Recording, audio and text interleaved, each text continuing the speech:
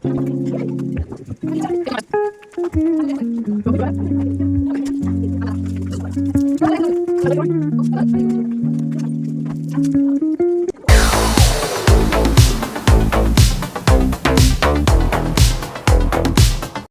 ছিল সানডে, আর সানডে মানেই বাড়িতে প্রচুর রকমের আইটেম, অনেক রকমের খাওয়া দাওয়া, বাজারপত্র গোছানো, মাছ কাটা, অনেক অনেক কাজ। সানডেটা সবাই ভাবে সবার ছুটির দিন, কিন্তু আমাদের আদপেই ছুটির দিন যায় না। এই দিনটাতে কাজ করতে করতে আমাদের সবার অবস্থা জাস্ট খারাপ হয়ে যায়। আর এই দিন বাবার ইচ্ছা হয়েছিল ভেটকি মাছের পাতুরি খাওয়ার, তাও আবার লাউ শাকের পাতায় মুড়ে। তাই এই জন্য বাবা একদম বাজার থেকে লাউ গাছের গোটা জঙ্গল ধরেই নিয়ে চলে এসেছিলো। আর এখানে আমি লাউ গাছের পাতা থেকে পাতাগুলো বেছে নিচ্ছি, যাতে নুন জলে চুবিয়ে রাখতে পারি। নুন জলে চুবিয়ে রাখলে কিন্তু এর জীবাণুটা অনেকটাই নষ্ট হয়ে যাবে, আর পাতার টেস্টটাও কিন্তু বাড়বে। দিদিভাই এখানে করে নিচ্ছিল পাতুরি করার জন্য মশলা। আর পাতুরি করার জন্য কী কী মশলা লাগবে চলো তোমাদের সাথে শেয়ার করে নিই। কালো সর্ষে, সাদা সর্ষে।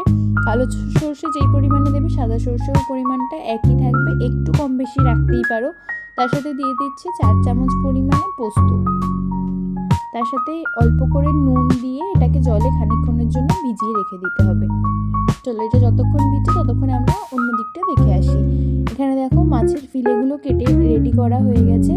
মাছের ফিলেগুলো কিন্তু বাজার থেকেই কেটে আনা হয়েছিল, কারণ বাড়িতে আমরা এরকম মাছের ফিলে কেউই কাটতে পারি না। আর এদিকে দেখো মা গাজর বিট দিয়ে কিছু বানাচ্ছিল, তার সাথে শিম ভাজা, শাক ভাজা। আর রবিবার মানে শাক ভাজা হবে, এটা একদম মাস্ট। আর এখানে দেখো কত মাছ আনা হয়েছিল, পুঁটি মাছ, মৌরলা মাছ, আর এছাড়াও ভেটকি মাছের মাথা, ভেটকি মাছ, লোটে মাছ, এটাকে অনেকে লোটে মাছ, অনেকে নিহেরে মাছ, অনেক নামে ডেকে থাকে। আর তার সাথে ঠাকুমার কাছে অন্য একটা মাছ ছিল, সেটা কি মাছ আমি নিজেও জানি না, তোমরা যদি জেনে থাকো অবশ্যই জানিও। আর দেখো লোটে মাছগুলো কাকিমা কেটে পরিষ্কার করে ফেলছিল, যাতে এটাও পরে রান্না হবে তাই জন্য। তবে সব মাছ একদিনেই রান্না হয় না, হাফ সপ্তাহ এই মাছ রান্না হবে, আবার হাফ সপ্তাহের পরে মাছ আনা হয়, এইভাবেই রান্না হয়ে থাকে। যেহেতু একটা দিন সবাই ছুটি পেয়ে থাকে, তাই সমস্ত বাজার একদিনেই কমপ্লিট করে ফেলতে হয়। কাকিমা এখানে মাছের ফিলেগুলোতে নুন মাখিয়ে নিচ্ছিল, আর দিদিভাই এখানে মশলাটা রেডি করছিল। এই কাজু বাটা আর লঙ্কা দিয়ে ভালো করে পেস্ট বানিয়ে নিতে হবে। আর মাছটাকে ম্যারিনেট করার জন্য কাকিমা ফার্স্টেই নুন মাখিয়ে দিয়ে গেছে, এরপরে দিদিভাই লেবুর রস আর আদা বাটা মাখিয়ে নিচ্ছে মাছটাতে।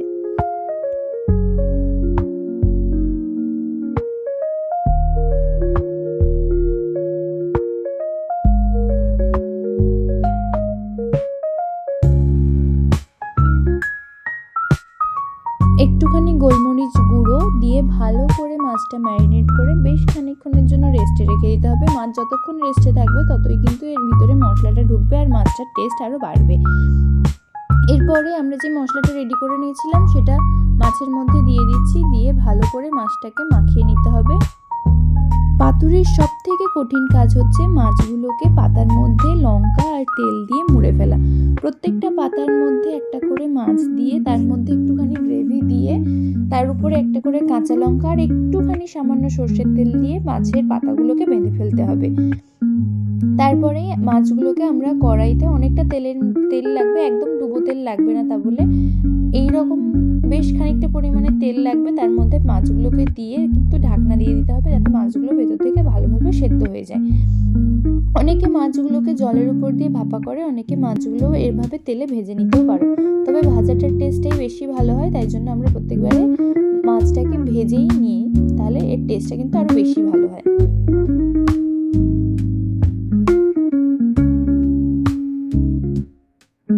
আমরা এখানে দুটো কড়াইয়ের মধ্যে মাছ ভাপাচ্ছিলাম, কারণ অনেকটা দেরি হয়ে গিয়েছিল, সমস্ত কিছু জোগাড় যন্ত্র করে উঠতে উঠতে প্রায় 2টো বেজে গিয়েছিল, আর মাছ ভাজা হতে আরও প্রায় 1 ঘন্টার মতো সময় লাগবে।